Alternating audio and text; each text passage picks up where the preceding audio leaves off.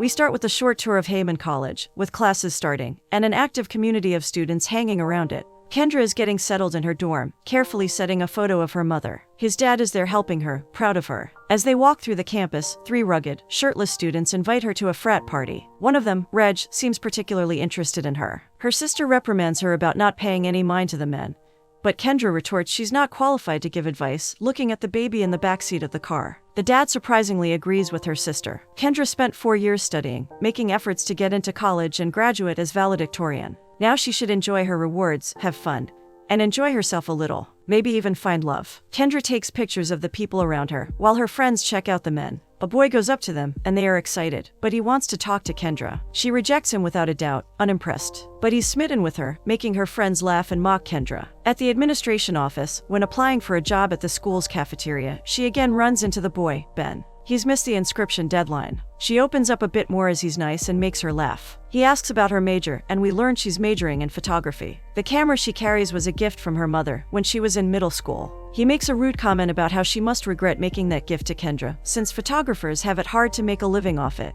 She blurts that she's deceased. He's sorry about his comment, but Kendra shuts him off. Her mother wanted her to live searching for her passion, not security. Her dad is proud of her, and her mother would be too. And she knows the value of her art. He apologizes again, recognizing he was out of line, and acknowledging he was just repeating things he didn't even believe. Kendra accepts his apology. He admits he is jealous of her, the clarity, the conviction she has about what she wants to do, who she wants to be, and she has her parents' support to do it. He hasn't picked a major and he still doesn't know what to choose. His family puts a lot of pressure on him. He knows he wants to do something that matters, and the space to figure out what that is. Before leaving the office, Kendra tells him to take the space. He smiles, inspired, and writes on his classes of choice Intro to Photography. The first day of class, Kendra pays close attention to her teacher, impressing her with her answer to a question. A student is late to the class, interrupting it. It's Ben, who sits next to Kendra. He admits that he's following Kendra, not in a stalker kind of way. They banter for a bit, and are reprimanded by the teacher, who looks at Kendra in disappointment. Upset with being in trouble, Kendra decides to ignore him the rest of the class. That night, her friends are getting dressed to go out. They insist on her coming with them, but Kendra has too much work. She promises to go later. They warn her if she keeps up like that, she's going to miss the whole college experience. After the class, the teacher asks her to talk. She tells Kendra she's talented, but she didn't complete the assignment. She had to take a photo of something that moved her. The picture she took is technically correct, well framed, well lit. But the teacher sees no emotion behind it, and doesn't believe a lamppost moved Kendra. She encourages her to look for her point of view. That's what turns an image into art.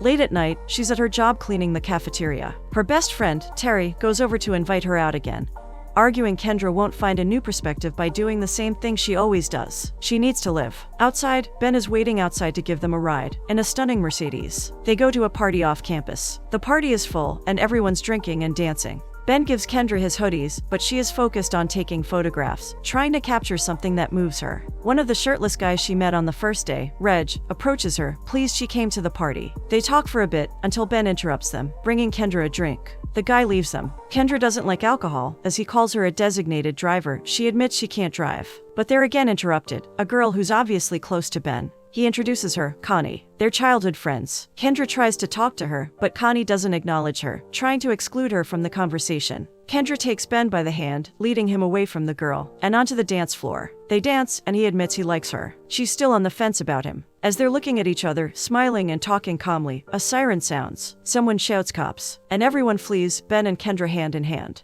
They hide behind some bushes, and she kisses him. He asks if this is her trying to experience things for her photography class, and she shrugs. He doesn't seem to mind, and they kiss again. Another day, putting up decorations for the homecoming dance, her best friend Terry asks Kendra and their other friend if they've got tickets yet. Kendra says she can't afford to go, and she can't ask his dad for money, as he's already supporting her sister and the baby. Ben approaches her, carrying a heavy pile of books. He asks her to hang out, but she can't, as she's studying with Reg. And then she has work. He says he's got a surprise, and she agrees to go with him. The friends hug her, happy that Kendra's choosing a boy instead of studying. That evening, in Ben's car, she turns on some music. Classical. He finds it weird, but says that could be their song. She argues their song has to have lyrics. When she asks where they're going, he kisses her, and takes off his seatbelt, and then tells her to get off the car because he's teaching her how to drive. She's nervous and reluctant, but Ben's patient and supportive. She gains more confidence the more she drives. In exchange, she gives him a photography lesson. It's more complex than he thought. They have some fries sitting on the car. He asks her if her family's attending homecoming. She replies her dad has to work and asks him about his. His family's coming as they organize a big fundraiser. He complains about them, their stiffness and close-mindedness. She comforts him, telling him he shouldn't be like them. Then, he asks her to the gala, and she accepts. They have a laugh as he's disgusted by the kiss, because she tastes like ketchup and he hates it. Before the gala, Kendra is very nervous, and her friend tries to reassure her it's going to be fine. She may be broke, but she has something money can't buy: class. The statement is quickly in contrast with Ben's parents, as they are very elegant and formal, but rude and cold. They greet their son as if he were a distant relative.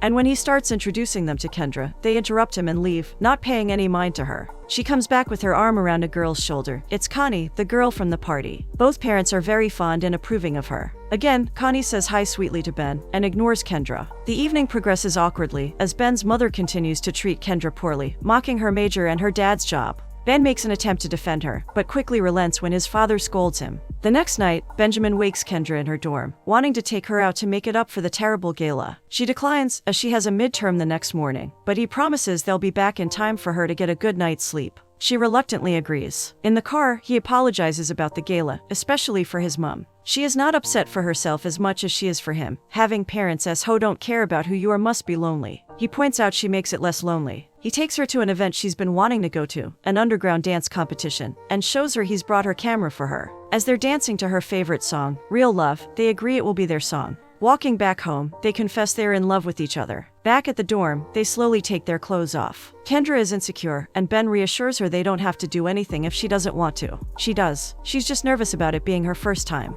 The next morning, Kendra wakes up in bliss, but is quickly interrupted by the time. She's late to her midterm. She is denied entrance to the classroom. At the same moment, her boss finds her, telling her she's been missing too many shifts at the cafeteria. He almost fires her, but he gives her another chance. That night at work, Ben visits her. Kendra brushes him off, saying she has to work. He complains that she's always working. Kendra says it's actually the opposite. He never is. She almost lost her job because of him dragging her to little adventures. He points out no one forced her. She was the one who agreed to go. But she ends the discussion, saying that, unlike him, she has to work for things to happen. If she messes up, there are consequences, and no safety net to fall onto. He argues nothing went wrong, as she got a makeup exam, and got to keep her job. But she says their relationship is what's wrong. He is jeopardizing her reason for being in college, following her passion. She breaks the relationship off, declaring they're too different and want different things. He tells her she was wrong about him not being passionate, all in about something, he was about her. Another day, her friends stop talking when she enters the room. She knows something's up, and they confess they saw Ben and Connie together. Kendra acts aloof. She goes to work, having to take Ben and Connie's orders. Ben says he's sorry and asks if they can talk. Kendra's best friend, Terry, interrupts them, telling Kendra her dad's in the hospital. Ben offers her a ride, and as it's faster than the hospital, she accepts. Ben stays with her and her sister at the hospital, bringing her coffee and keeping her company. The doctor approaches them late at night. Her dad's going to be fine.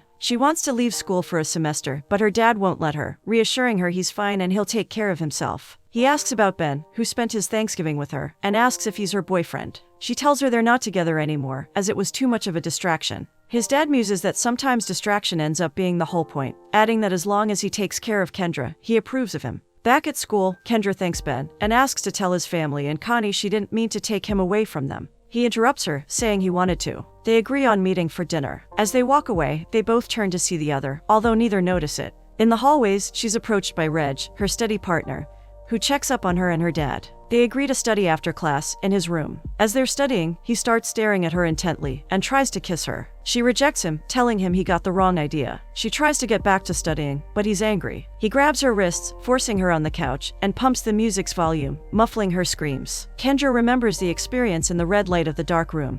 Her eyes empty. She brushes off her friends and seems distracted in class. Her teacher asks her to talk. She congratulates Kendra and tells her she's too talented for the school's program, saying she'll quickly outgrow it. She encourages Kendra to apply for the Maddox School of Design, the best school of the country. Kendra absently listens to her teacher, which the teacher notices, and leaves. Ben startles her by accident outside. He asks her how she is doing, as he's had a hard time finding her. Kendra is tired and distracted, and he tells her if she ever needs to talk about anything, he's there for her. She's safe with him. Kendra's eyes fill with tears, and she's about to say something. But Connie jumps up from behind Benjamin, hugging him. Kendra tells him to go with his girlfriend, and as he says Connie's not his girlfriend and Kendra shuts him up. Clearly, that's what she is. Whatever his mommy wants, he'll do it. On Christmas, back home, her sister notices she's down. While they're talking in the kitchen, the song that was playing in Reg's room comes on the radio. Upset, she asks her sister to turn it off, but her sister only turns the volume up. Kendra runs to the bathroom, panicking. She sees her dad's painkillers on the sink and takes one. At college, her friends greet her excitedly, saying they've missed her. Kendra shows no emotion, brushing them off. The third friend leaves, and Terry confronts Kendra about her behavior, but Kendra tells her to mind her own business because she's fine. Terry relents, but lets her know she's there if she wants to talk. Left alone, Kendra takes comfort on the pills she stole from her dad. She goes back to work and continues attending class. But one day she inevitably runs into Reg, causing her to have a panic attack. That night, crying in the bathroom, she puts a bunch of pills on her hand. Terry finds her afterwards, lying on the floor. She holds Kendra, asking what happened. Kendra hangs onto her desperately, showing her the pills still in her hand, insisting she's not going anywhere. There's a vigil one night of women who have been victims of sexual. She finds solace with the other women, and she allows herself to cry and talk openly to her friends, who comfort and support her. As they start marching, she takes pictures of all the women surrounding her. Next day, she takes the initiative for the first time with Ben. She offers to walk him to his next class, and on the way, she apologizes to him for how she's treated him. Not only the last time they spoke, but when she blamed him for her mistakes. It's her who needs to learn moderation. It's the first time she realizes how all or nothing she is, about everything. He doesn't let her carry the whole blame. He wasn't the best influence and insisted on many occasions for her to blow off her responsibilities. She also apologizes about how she treated him and Connie. He confirms it was just a rebound to make her jealous. When they arrive at his Mercedes, she asks to drive, showing him her new driver's permit. Before getting in the car, he stops and questions what they're doing. She tries to avoid the subject, but he wants to talk seriously. She asks him what he wants, and he says what he wants hasn't changed since the day he met her. She's the jumpy one. Kendra admits she's a little jumpy, but it's because she's terrified of being out of control. She talks about her mother's passing more deeply. When she was gone, Kendra became the woman of the house. His dad loved them but was too busy providing for them. And as her sister was careless and happy-go-lucky, she put upon herself to be the responsible, hard-working one.